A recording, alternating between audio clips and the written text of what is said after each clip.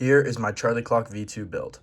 My final programmer PCB didn't work, but the breadboard prototyping and my design process do show that I understand the circuitry, timing, and Charlieplexing theory behind the clock. Here's what I built and what I've learned. My breadboard prototype of the CharlieClock V2 does work, and here is how it works. First off, there are two modes: set, which is what we're in right now, and the time. If we set it back to set, we can change the time to the current time, 7:43 p.m. So if we toggle to minutes, we can go all the way around to 43 minutes.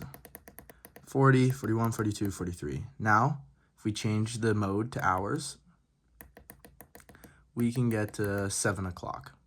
Now, if we press the set button, the clock will begin counting as a normal clock does.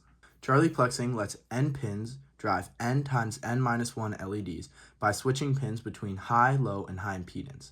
I scan the LED pairs fast enough that the persistence of vision makes the display look continuous. The programmer's code is the data model that maps each LED's 2-pin pair to time. I index hours, minutes, and seconds into a small buffer, then the scan routine lights exactly one LED at a time. I built a Pierce oscillator on the breadboard to generate a stable reference. I verified its frequency by counting edges with timer 1 on a previous code and compared that one to the second, so I can map oscillations to a 1-second tick in code. Finally, my programmer PCB didn't work, which I do think has something to do with the connection between the 3x2 programmer and the ATmega. I do not believe that I made any mistakes during the surface mounting process, but something in between either the design of the PCB and the final soldered version of the CharlieClock programmer has led to the CharlieClock not being able to work with the programmer. User inputs are 3 surface-mounted push buttons configured active low with pull-ups.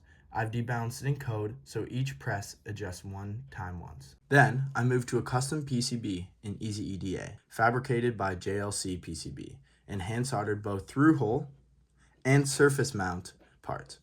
I placed 0.1 microfarad decoupling near the ATmega 328P, added a 10 microfarad bulk cap at the power jack, and isolated the oscillator section for cleaner timing.